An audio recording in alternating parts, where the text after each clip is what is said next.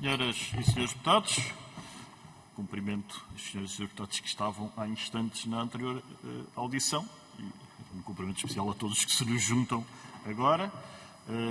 Vamos iniciar mais uma audição no âmbito da apreciação na especialidade da proposta de lei de orçamento do Estado para 2021, desta feita com a presença do Conselho de Finanças Públicas, representado pela sua Presidente, Sra. Professora Nazaré Costa Cabral, que cumprimento, acompanhada que está na sala pelo Sr. Professor Miguel Santomã, que igualmente cumprimento, e o Sr. Professor Carlos Marinheiro, que igualmente saúdo, e que nos acompanham por videoconferência, por razões óbvias na conjuntura, o Sr. Professor Paul de Groot e Jorge Kopitz, que estarão a acompanhar por videoconferência, razão pela qual os auriculares estão disponíveis, atendendo à tradução que está a ser feita em simultâneo.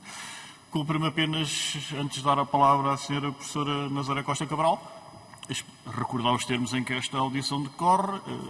Ao Conselho de Finanças Públicas estão atribuídos 10 minutos para uma apresentação inicial, que aliás complementar do parecer que foi tempestivamente distribuído às senhoras e senhores deputados e que uma vez mais agradeço.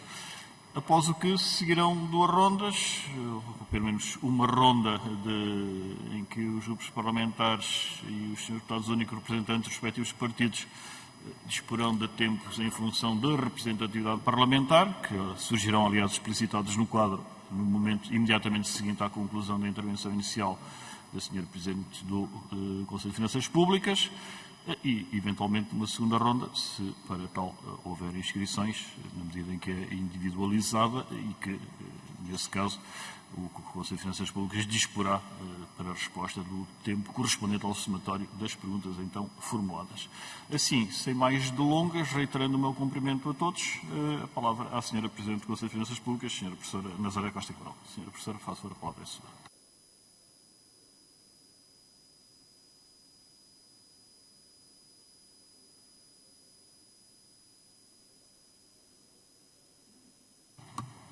Muito bom dia, Sr. Presidente, Srs. Deputados. Vou começar por apresentar a pequena apresentação que fizemos, que de alguma maneira dá nota dos aspectos essenciais do nosso relatório e, enfim, algumas considerações que também é possível, nesta fase, fazer. Desde logo, como é sabido e como é também exigência legal, a proposta do Orçamento do Estado para 2021 incorporou o nosso parecer relativo ao cenário macroeconómico subjacente a essa mesma proposta. Nós endossámos esse mesmo cenário. Chama a atenção, todavia, para o facto de, neste momento, que é ainda um momento de grande incerteza, aliás, esta é uma das marcas desta mesma crise, é o facto dela ser muito marcada pela incerteza, nós notamos que é neste momento muito difícil também fazer exercícios, desde logo de endosso a este nível, dada a própria dificuldade em fazer as próprias projeções económicas. E, desde logo, se observarmos o conjunto das projeções feitas pelas organizações internacionais e também pelo próprio CFP, notamos uma anormal dispersão, desde logo no que diz respeito às projeções relativas ao crescimento real da economia. E, portanto, isso atesta a situação completamente anómala que estamos a viver do ponto de vista macroeconómico e depois também do ponto de vista orçamental. Tal como dissemos nesse documento, o cenário do Ministério das Finanças encontra-se balizado na generalidade das variáveis macroeconómicas, comparando com a previsão que tinha sido feita no orçamento suplementar, houve uma revisão em baixa. E não podemos deixar também de assinalar a subsistência de um conjunto de riscos que, neste momento, também tornam muito problemática o atingimento da taxa de recessão prevista, naturalmente que, olhando para outras previsões, para outras projeções, essa recessão pode ser ainda mais gravosa do que aquilo que está contemplado no documento do Governo. Notamos, nomeadamente, desde logo em relação a 2020, o comportamento deste último trimestre que está a decorrer. Temos que verificar como é que a recuperação que teve lugar no trimestre anterior, se ela se mantém ou se, pelo contrário, a situação económica será agudizada agora neste último trimestre. Relativamente a 2021, também notamos que a previsão de crescimento do PIB esperada de 5,4% está alinhada com também as expectativas das principais instituições. Mais uma vez, também não sabemos, e isto é um aspecto que nós chamamos a atenção também no documento, qual é que vai ser a evolução da própria pandemia. A maior parte dessas previsões não tem ainda em consideração uma eventual agudização da pandemia, como aquela que, de facto e de resto, já estamos a verificar, e, portanto, esse aspecto também constitui, desde logo, um risco descendente para o comportamento da economia, não apenas agora em 2020, mas também para 2021 e, nomeadamente, para o primeiro semestre de 2021. Assinalamos também que há algumas diferenças na própria composição do crescimento, que na previsão do Governo serão relativamente mais benignas do que aquela que encontramos noutras projeções, nomeadamente uma componente fundamental para Portugal, a componente das exportações, que admitimos, e nomeadamente o comportamento das exportações de serviços, que admitimos que possa ter sido ou poderá ser subestimada e, portanto, temos que ver também como é que o turismo, desde logo, se vai comportar no primeiro semestre de 2021. Este aspecto está, de resto, também relacionado com a própria evolução do emprego e da taxa de desemprego. Podemos ter, de facto, ou devemos contar com uma deterioração também da situação do emprego, embora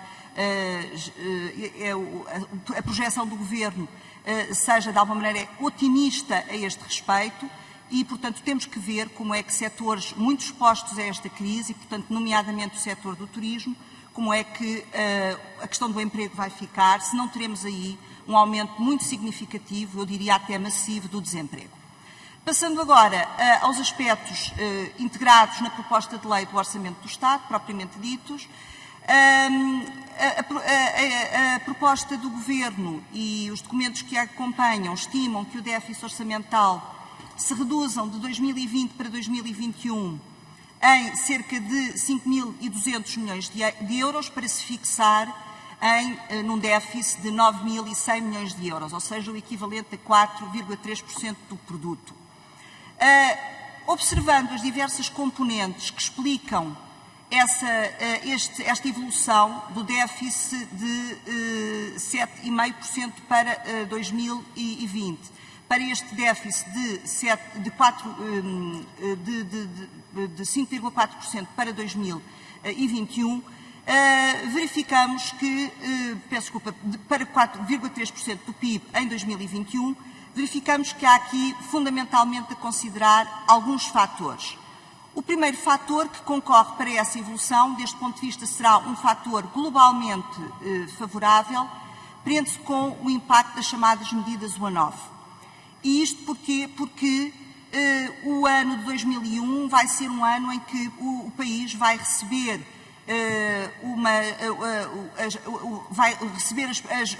as margens, as comissões que teve de pagar a quando do financiamento europeu e, portanto, haverá uma recuperação dessas comissões em 2021, num montante na ordem dos 1.000 milhões de euros, isto por um lado. Por outro lado, do lado da despesa, o valor do impacto com as transferências para o novo banco é reduzido relativamente àquilo que estava em 2020 e, portanto, o CFP estimou um impacto de 275 milhões de euros e, portanto, um valor bastante significativamente inferior àquele que observámos em 2020.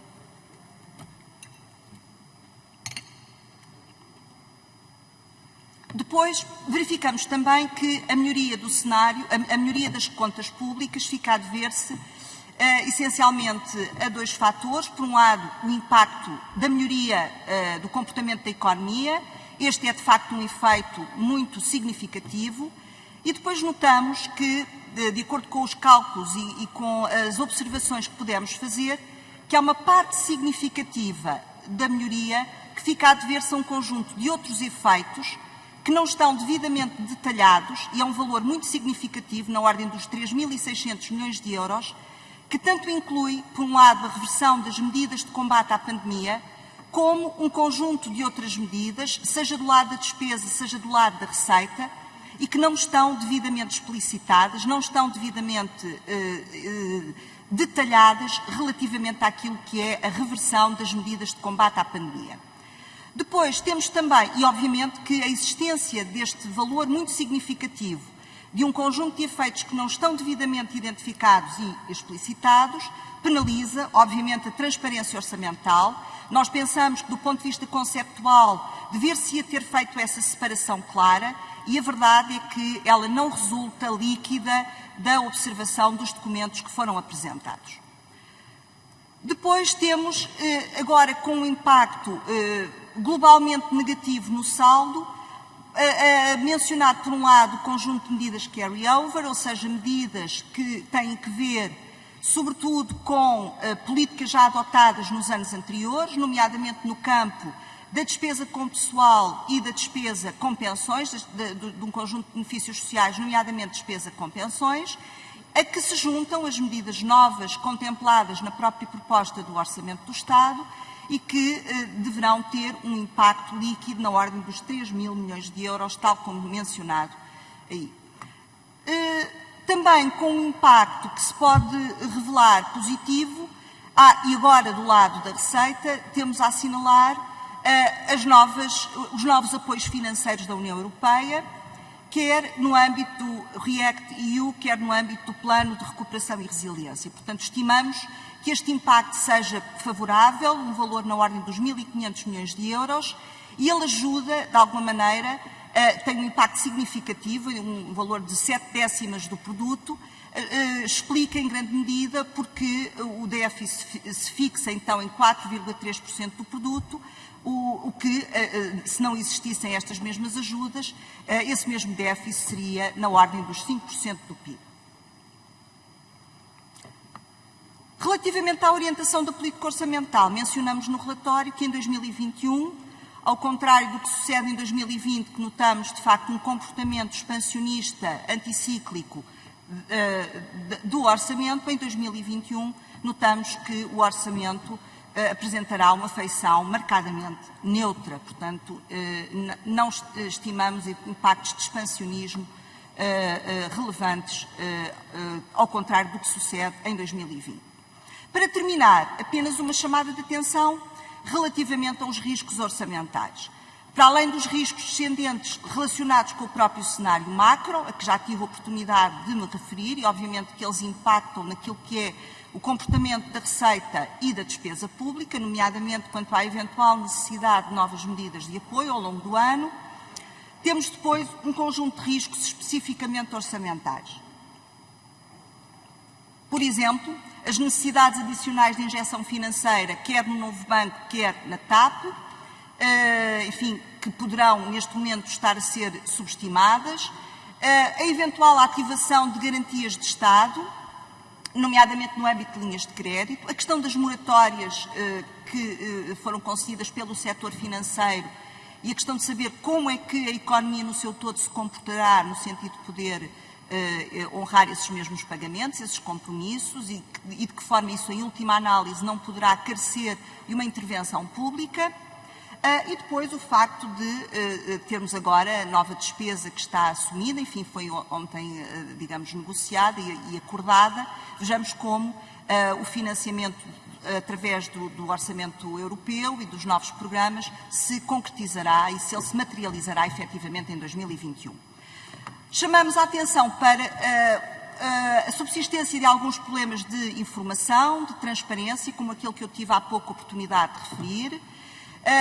Pensamos que o relatório muitas vezes é exíguo no detalhe de um conjunto de clarificações, nomeadamente o tratamento das medidas anti-Covid, como é que elas são tratadas do ponto de vista orçamental, aspectos que têm a ver também com a passagem da contabilidade pública à contabilidade nacional merecem alguma chamada de atenção.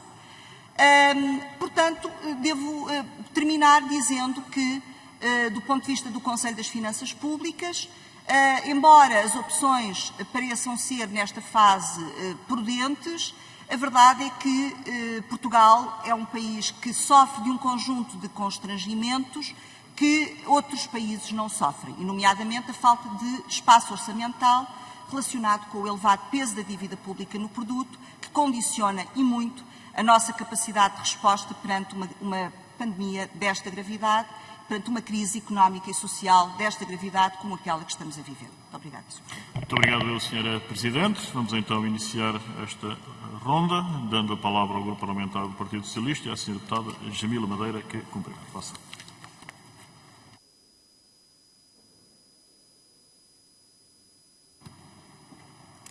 Muito obrigada, Sr. Presidente, Sra. Presidente, Srs. Membros do Conselho de Finanças Públicas. Muito obrigada pela vossa presença. Quando no início deste ano debatíamos o Orçamento de 2020 e, muito em concreto, o relatório do Conselho de Finanças Públicas, era assinalado à época o virar da página da austeridade e a evidência do crescimento económico, da evolução positiva do saldo em percentagem do PIB e um nível de desemprego marginal, entre outros bons indicadores que muito nos orgulharam. Em março de 2020, uma crise económica muito pesada e impactante, com origem numa crise pandémica, chega sem avisar e reveste-se de cenários com permanência e tempos indeterminados, que exige ao Executivo promover os instrumentos económicos e sociais para a contrariar e para assegurar a retoma económica mais rápida e urgente possível. Tudo isto é sentido no relatório do Conselho de Finanças Públicas relativamente ao OE 2021. Neste desidrato, é precisamente neste desidrato que este Orçamento de Estado estimula o crescimento económico e visa dar instrumentos para isso mesmo, assumindo a reversão da situação Covid-19 e, claramente, trabalhando no cenário de retoma económica. Na sua análise macroeconómica às previsões macroeconómicas do Orçamento de Estado 2021, o Conselho de Finanças Públicas sublinha o facto desta contração se dever ao contributo negativo da procura interna e ao desempenho negativo das exportações líquidas, facto que se revela particularmente agravado perante a paragem generalizada da economia em termos internacionais. Sendo nós uma pequena economia ou uma média economia aberta, temos naturalmente sempre este tipo de impactos, mas agora de forma redobrada.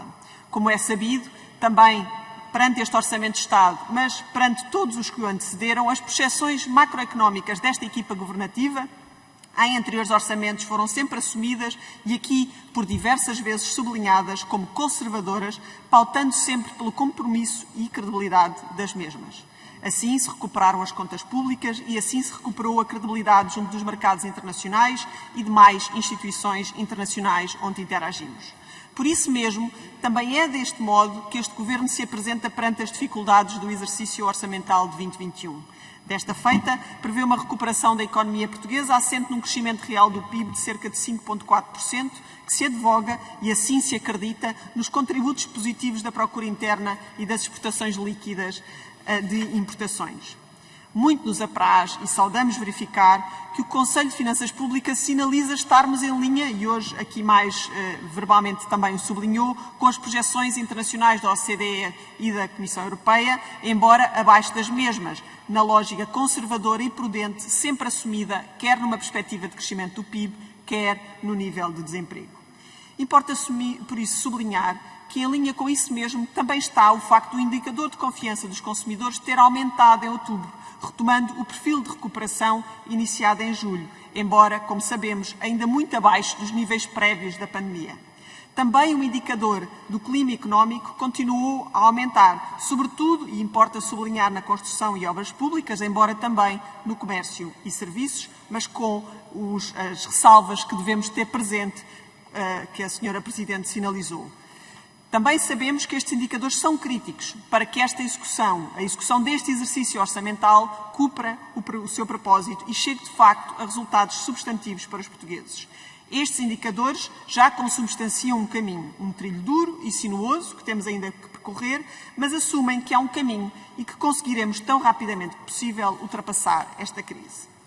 O Conselho de Finanças Públicas refere com veemência a importância de um cenário prudente e a Sra. Presidente voltou a sublinhá-lo, isso mesmo, com todo o grau de incerteza anormalmente elevada no atual contexto. Esta é uma nota particularmente importante e, da parte do Partido Socialista, tem o nosso endosso para a secundar.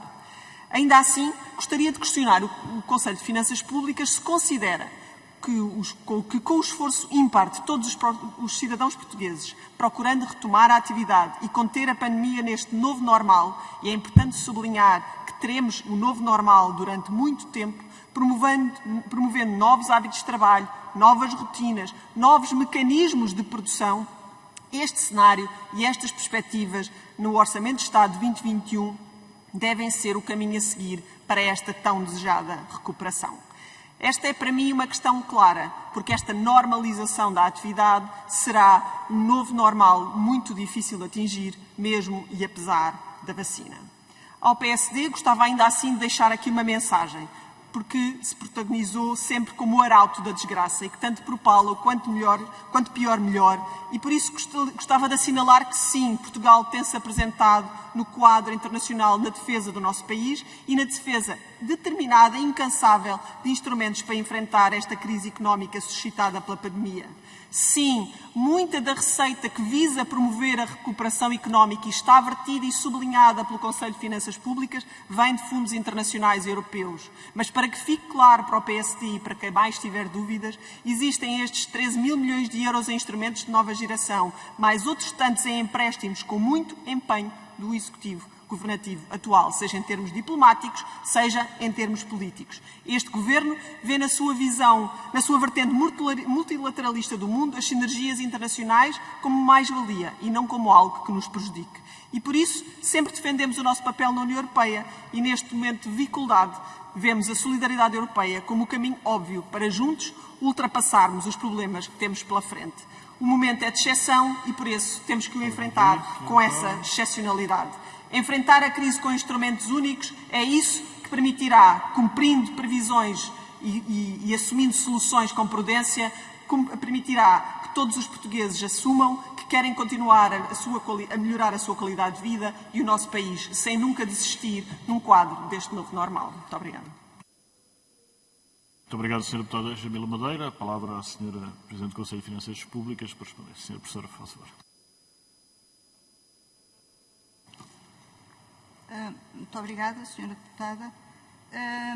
Bom, de facto, neste momento, o exercício que fizemos foi, observando o intervalo de confiança, como aliás fazemos, das diversas projeções, considerando a própria projeção do CFP, nomeadamente aquela que diz respeito ao quadro macroeconómico, ao cenário macroeconómico, consideramos que a projeção que está subjacente ao Orçamento do Estado para a taxa de crescimento da economia, quer desde logo para 2021, que está dentro desse intervalo e, portanto, por isso mesmo fizemos o endosso do cenário.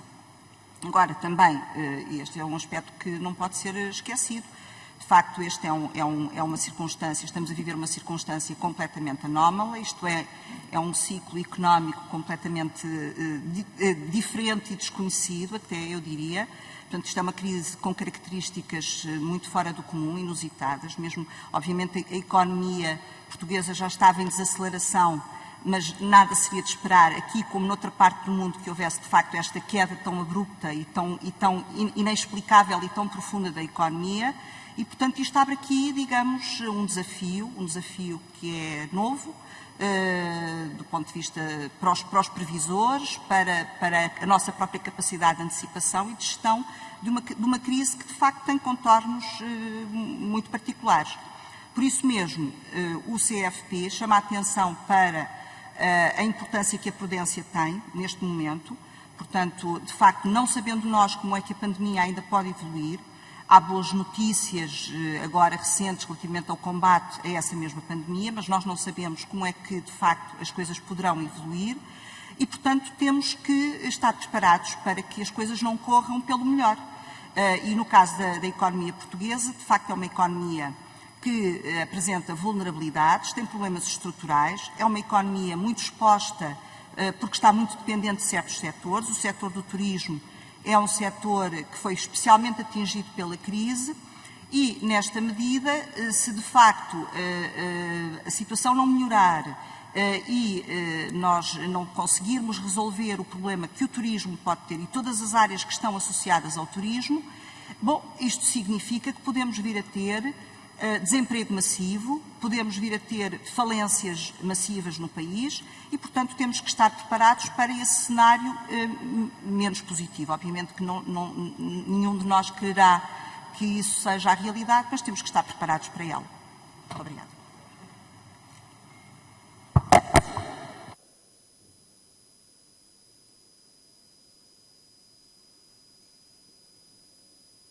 Muito obrigado, Sra. Presidente, e agradecer também a disponibilização da apresentação que foi feita inicialmente, que será feita chegar a todas as senhoras e senhores deputados da Comissão de Orçamento e Finanças, e dava agora a palavra ao grupo parlamentar do PSD, ao Sr. Deputado Alexandre Poço, cumprimento, e quem de imediato concede a palavra. Faça favor. Muito obrigado, Sr. Presidente, senhoras e senhores deputados, Sra. Presidente do Conselho de Finanças Públicas, cumprimentá-lo e agradecer-lhe a explicação que aqui hoje nos trouxe. Este é um orçamento de Estado que, no entendimento do PSD, não tem nem estratégia nem rumo.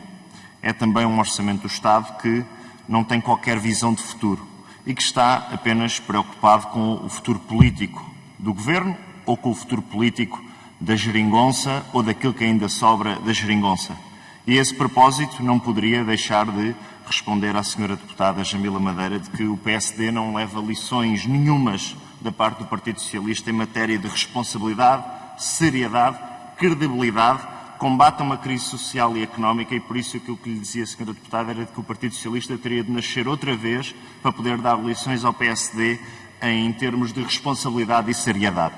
Mas, voltando àquilo que importa e não ao fediver parlamentar, óbvio que esta proposta de orçamento falha clamorosamente no apoio às empresas.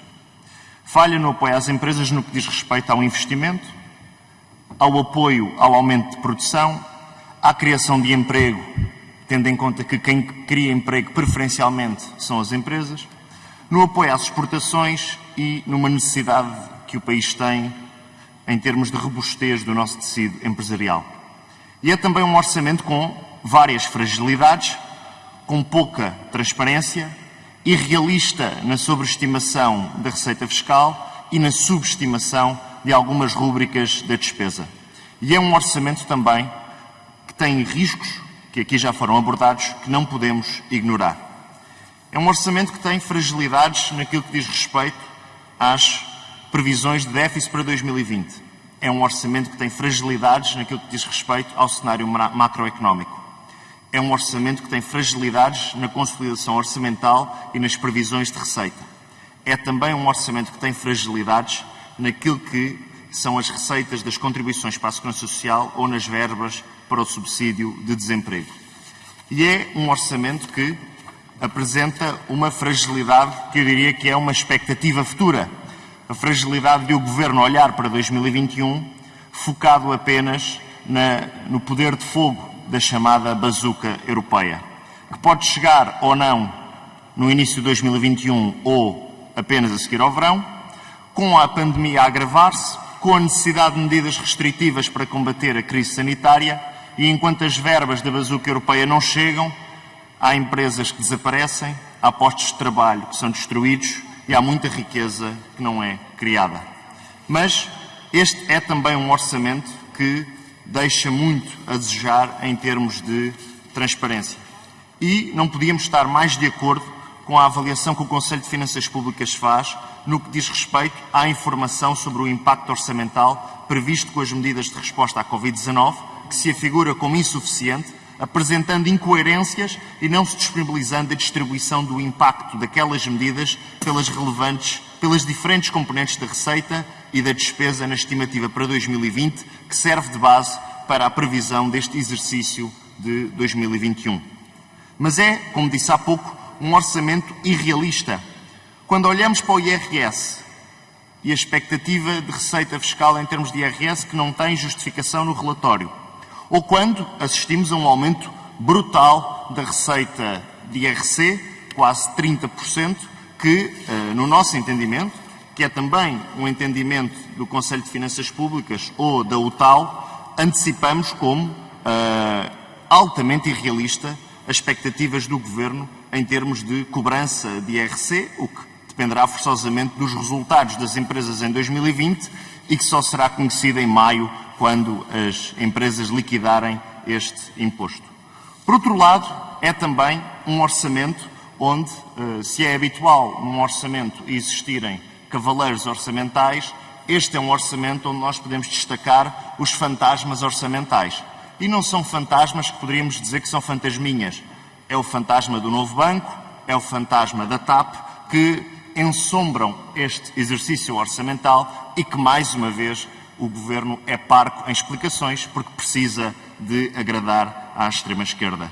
Por outro lado, e terminava com uma questão, Sra. Presidente, tudo leva a crer que as previsões feitas quando a proposta foi entregue nesta Casa, e termino, Sr. Presidente, serão impactadas por um aumento da crise pandémica, que está neste momento a disparar no nosso país, mas também na Europa e no mundo, e que estas previsões já poderão estar ultrapassadas. E a minha questão era se o Conselho de Finanças Públicas já está a reavaliar, ou se já reavaliou, o cenário macroeconómico e as perspectivas de crescimento económico e de déficit público, por exemplo, tendo em conta este agravamento da crise pandémica que estamos a assistir no nosso país. Muito obrigado. Muito obrigado, Sr. Deputado Alexandre Poço. A palavra à Sra. Professora Nazaré Costa Cabral para responder. Sra. Presidente, faça favor. A palavra é sua.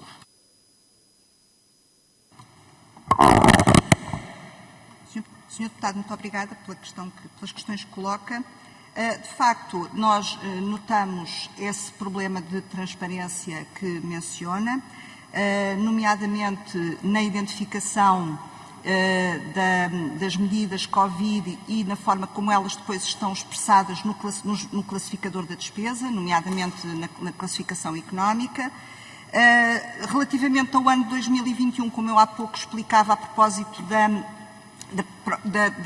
do exercício que fizemos no sentido de explicar a coerência desta previsão, notamos aquela rúbrica muito vaga de outros efeitos que tanto podem cobrir, digamos, por um lado, a reversão das medidas de apoio à pandemia, que é esperado que venham a acontecer no ano 2021, mas que podem cobrir também outro tipo de efeitos, nomeadamente aspectos que têm que ver com uma nova interação de novas medidas com as variáveis económicas sobre que assentam. Não sabemos exatamente, por exemplo, do lado da receita, como menciona, o comportamento da receita, porque isso não está, admitimos que haja aqui uma subestimação das próprias elasticidades, no caso do IRC, isso está, admitimos que essa elasticidade possa ser superior à unidade, o que não nos parece ser prudente, enfim, porque nos nossos próprios exercícios nós trabalhamos com uma elasticidade unitária e, portanto, haverá aqui uma sobre-reação da cobrança de receita àquilo que é a evolução do próprio produto.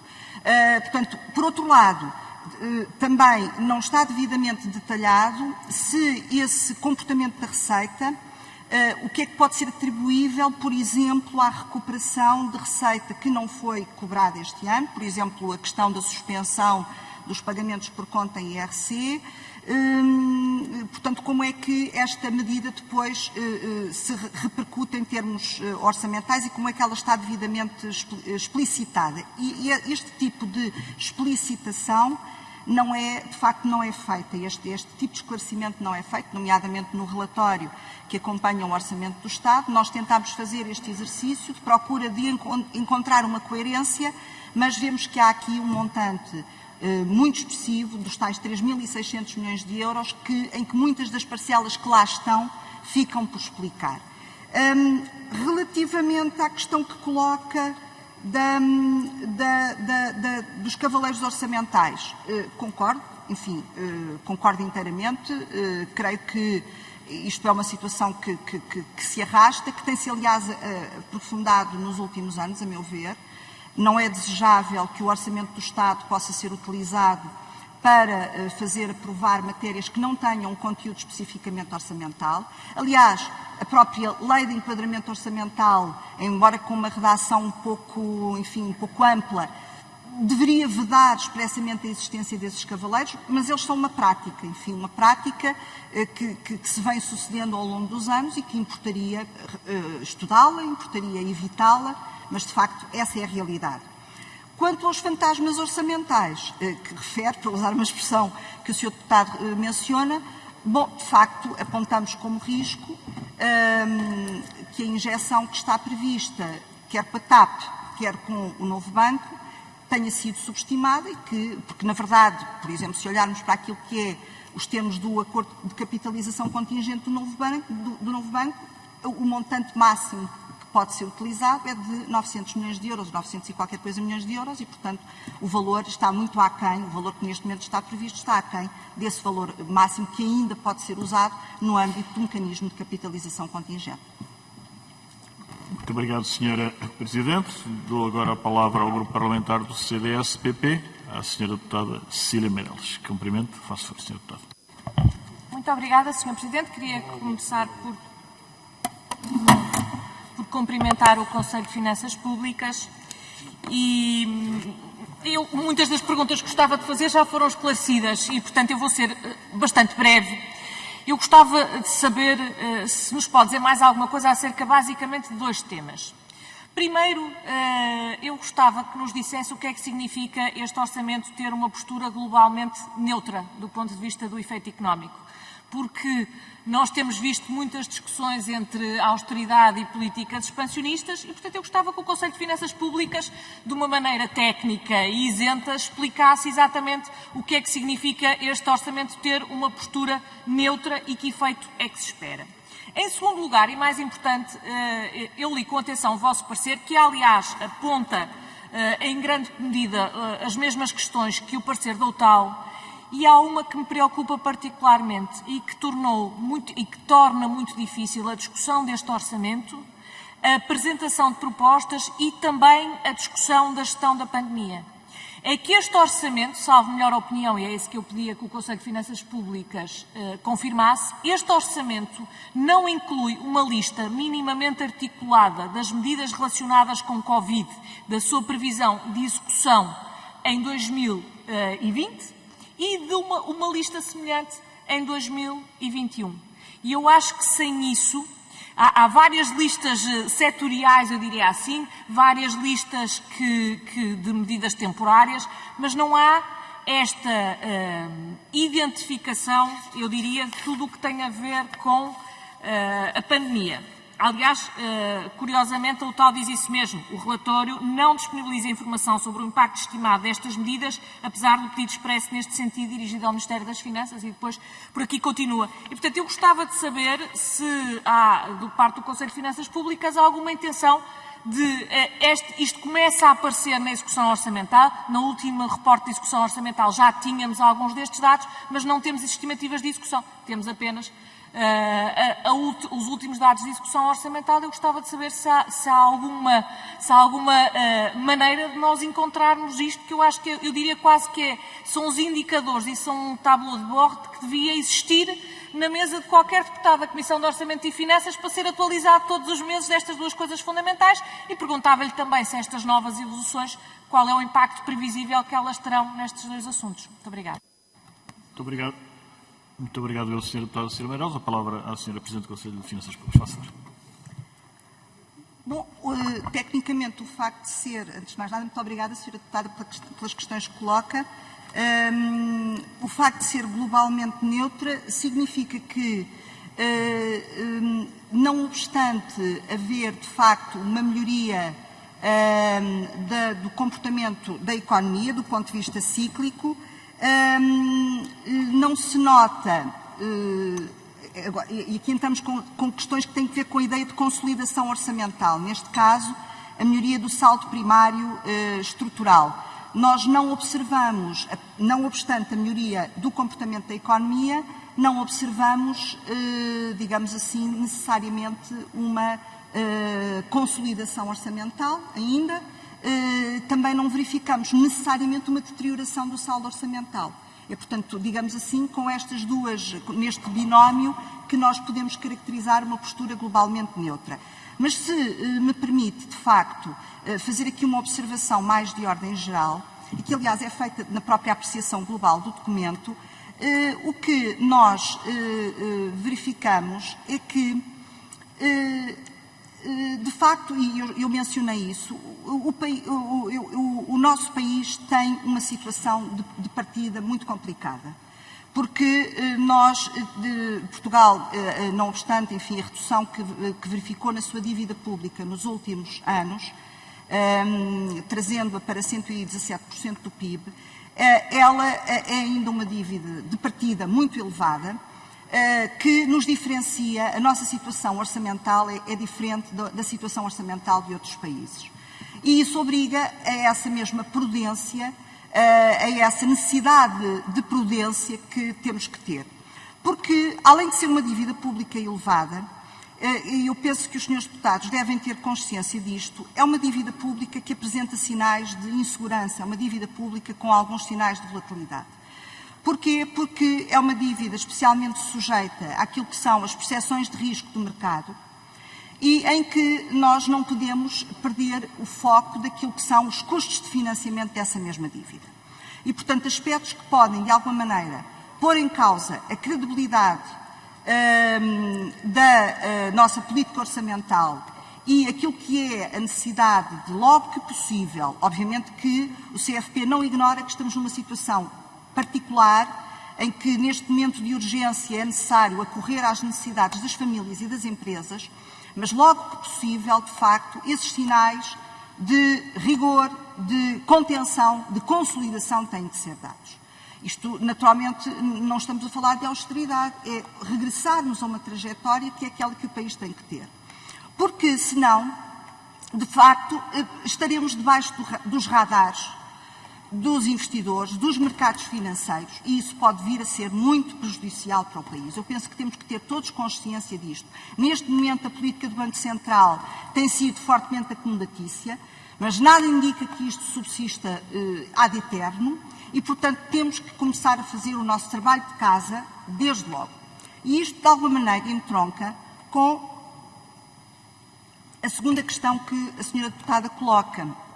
Era, de facto, muito importante que, mesmo em termos de relevância e de inscrição orçamental, que a autonomização clara destas medidas Covid, enfim, ela é feita, mas, de facto, por vezes suscita dúvidas e suscita alguma ambiguidade na interpretação e na leitura, mas, de qualquer maneira, isto porquê? Porque também quando pensamos que a economia pode recuperar, e ela irá com certeza recuperar, mais cedo ou mais tarde, é importante que estas medidas Covid possam, de alguma maneira, também ser revertidas para que não se tornem medidas permanentes, não é? E muitas delas até podendo gerar aqui fatores de rigidificação da despesa que depois é difícil de reverter.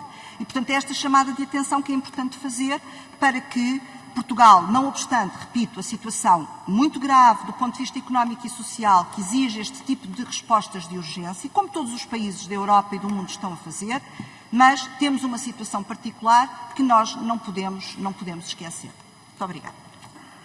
Obrigado eu, Sra. Presidente. A palavra agora ao Grupo Parlamentar do PAN, Sr. Deputado André Silva. Faça favor. Muito obrigado, Sr. Presidente. Sra. Presidente, em outubro, relativamente a este orçamento, o Conselho de Finanças Públicas sublinhou o risco de o efeito desfavorável das despesas com o novo banco poder vir a ser superior ao considerado na previsão para 2021, em contas nacionais, notando ainda o risco de dimensão incerta de um eventual apoio financeiro devido às moratórias de crédito concedidas pelos bancos aos agentes económicos. E, por si só, estas informações do Conselho mostram que, neste momento, quanto às injeções no novo banco, existem mais dúvidas do que certezas, mais opacidade do que transparência. E, por isso, gostaria...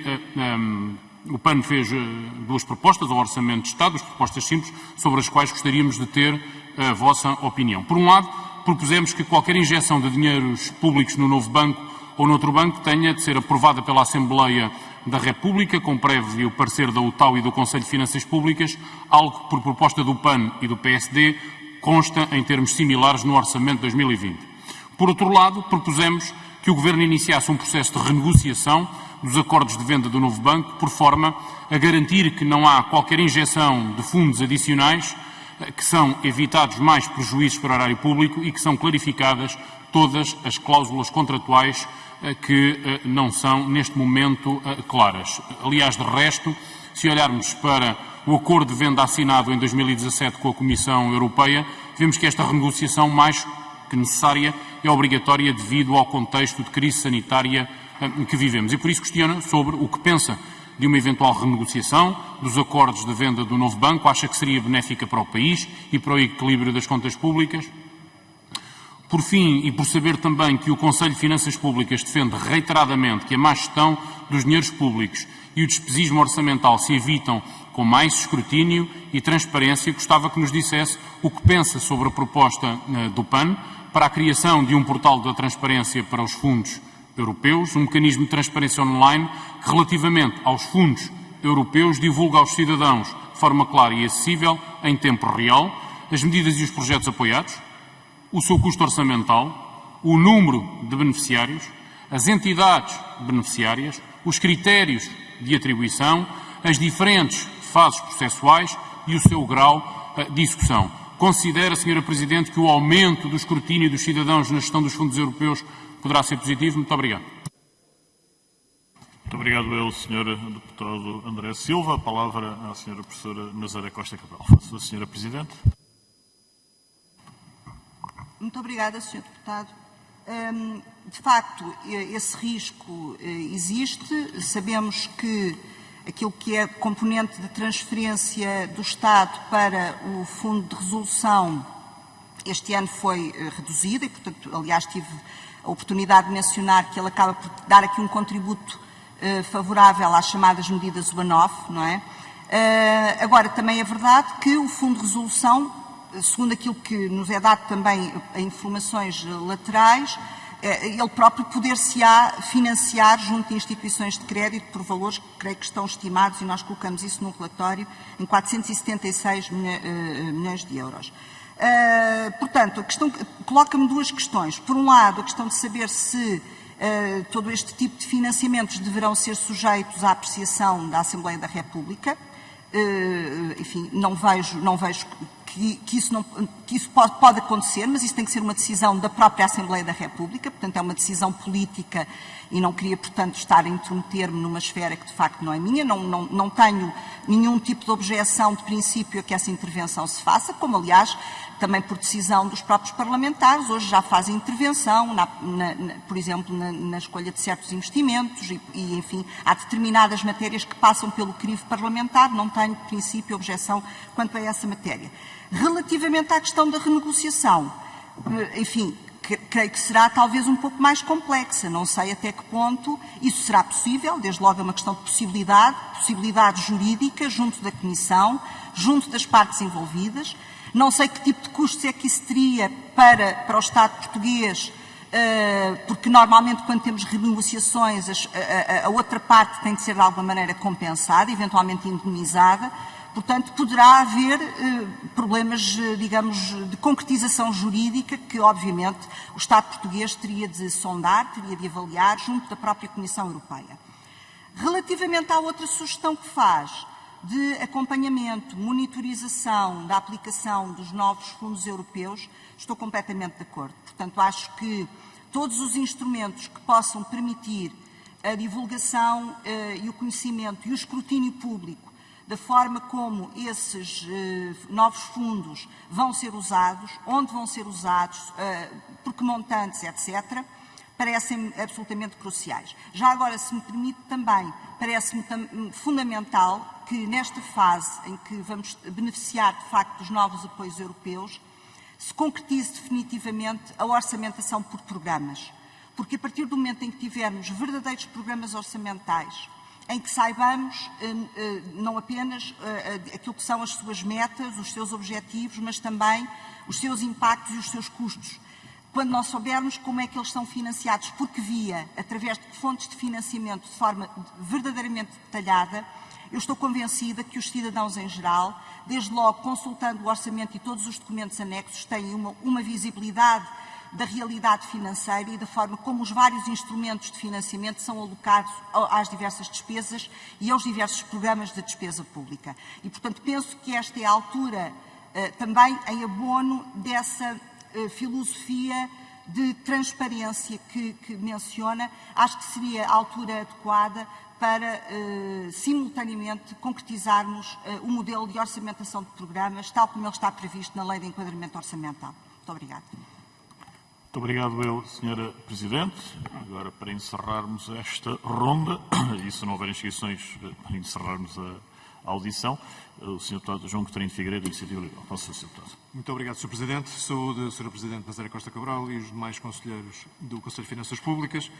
Este parecer que nos fizeram chegar, pareceres, aliás, são sempre de leitura muito interessante e muito útil, mas no pouco tempo que tenho, gostava de incidir em dois temas que me parecem particularmente importantes neste ano que entra, que são os fundos europeus e os impostos.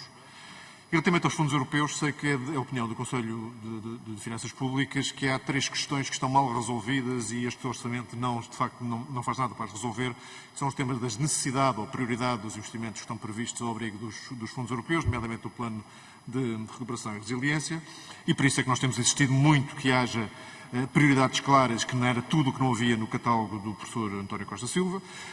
Há dúvidas do Conselho sobre como é que vai ser assegurada a eficácia e eficiência da aplicação destes fundos e por isso temos insistido sempre que haja análise de custo-benefício e quando eu digo benefício não é só financeiro, social, económico, desenvolvimento dos investimentos públicos. Há questões relativamente à oportunidade, à operacionalidade de conseguir fazer isto, porque a governação que existia para os fundos anteriores não vai ser suficiente para acumular este montante muito superior. E eu acrescentaria uma quarta questão, também não está resolvida, que é da transparência, porque este volume enorme de fundos, e por isso insistimos que haja um portal de transparência.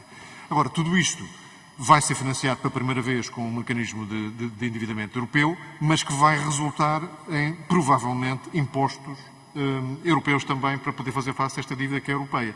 E eu sei que a Sra. Presidente já se pronunciou publicamente sobre a saturação e exaustão das fontes comuns de receita fiscal, disse até que já não se vê para onde é que se possa tributar mais, mas ao mesmo tempo estamos a criar condições para que haja não só a dívida europeia, mas também impostos europeus. Eu gostava de saber a opinião do Conselho de Finanças Públicas sobre como é que isso pode enquadrar-se num esquema equilibrado e saudável de desenvolvimento económico em Portugal. Muito obrigado. Muito obrigado. Obrigado, Sr. Deputado João Coutinho de Figueiredo. A palavra à Sra. Presidente do Conselho de Finanças Públicas. Muito obrigada, Sr. Deputado, pelas questões que coloca.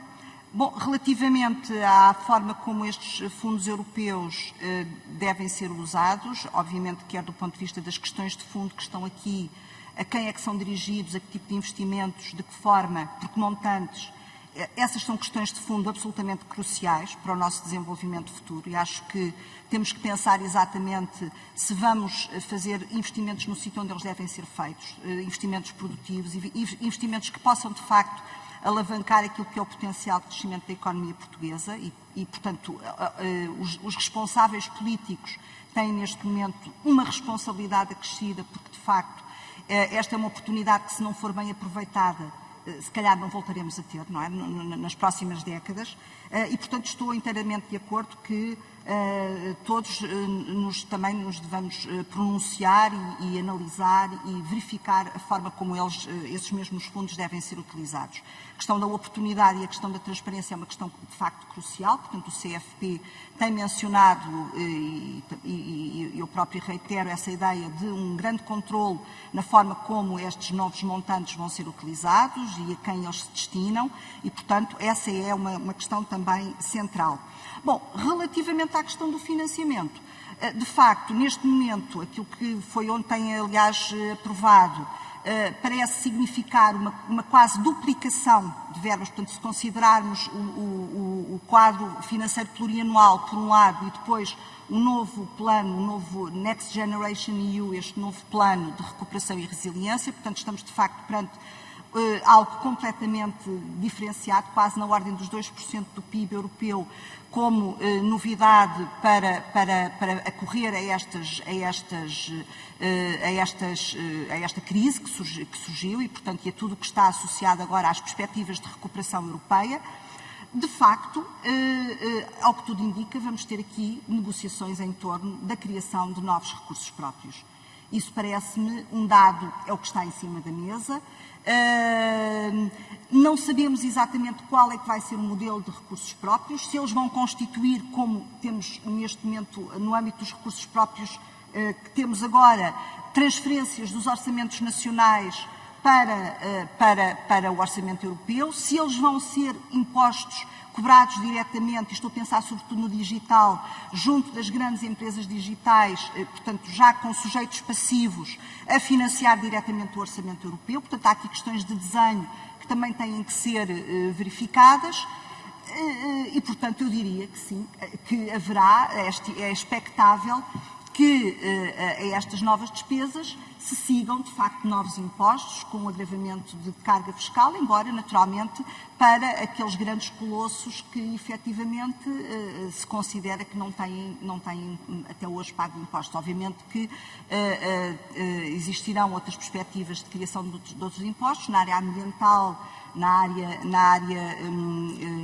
eventualmente também na área das transações financeiras, e, portanto, ter-se-á que ver como é que essas novas figuras vão ser desenhadas e o impacto que eles vão ter do ponto de vista económico, junto das empresas, e que consequências, por exemplo, eles terão do ponto de vista da concorrência fiscal no seio da própria União Europeia. Muito obrigado, Sra. Presidente. Não registrando nenhum pedido de palavra, podemos dar por concluída esta audição, não sem antes agradecer uma vez mais o contributo do Conselho de Finanças Públicas relativamente à proposta de Lei de Orçamento do Estado para 2021, que seguramente será objeto da maior ponderação por parte das senhoras e senhores deputados, e agradecendo a presença de todos, e uma vez mais presencialmente da Sra. Professora Nazaré da Costa Cabral, do Sr. Professor Miguel Santalbán e do Sr. Professor Carlos Marinheiro, e virtualmente o Professor Paul de Grow e o Professor Jorge Cópitis, agradecer a todas as senhoras e senhores deputados as intervenções e recordar que hoje às 16 horas encerraremos o processo de audições na especialidade com a audição do Sr. Ministro de Estado e das Finanças. A todos desejo uma boa tarde. Está encerrada esta reunião.